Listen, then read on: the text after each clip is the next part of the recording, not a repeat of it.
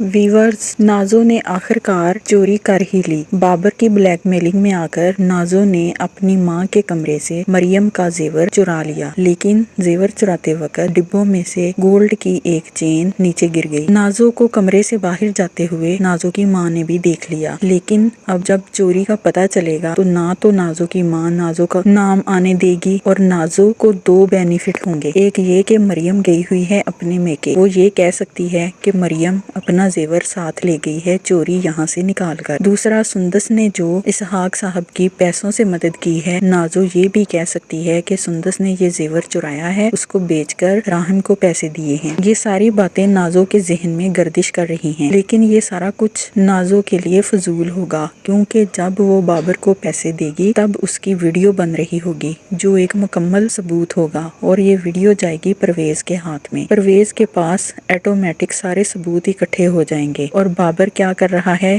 وہ تو پہلے ہی اس کو تلاش کر رہا تھا جو اسے مل گیا ہے۔ ہم نے پرومو میں دیکھا کہ روحان نازو کو لینے کے لیے آیا ہے، اور وہ بہت دھیمے لہجے میں اور عاجزی کے ساتھ اپنے سسر سے بات کر رہا ہے، لیکن نازو اس کے گھر جا کر جس بدتمیزی سے بات کر کے آئی ہے، اس کی ماں کی طبیعت بگڑ بھی سکتی تھی۔ نازو اب ہاتھ دھو کر ابریش کے پیچھے پڑ گئی ہے۔ وہ خود تو اجڑنا چاہتی ہی ہے، لیکن وہ راہم سے ابریش کو بھی طلاق دلوانا چاہتی ہے، لیکن وہ اپنے مقصد میں کامیاب نہیں ہوگی، کیونکہ ایسا کرنے سے پہلے ہی جو جرم وہ کر چکی ہے وہ کھل جائیں گے، اس کے سارے راز فاش ہونے والے ہیں، اور عمر جو اس کی اتنی فیور کر رہا ہے وہی اس کا سب سے بڑا دشمن بنے گا۔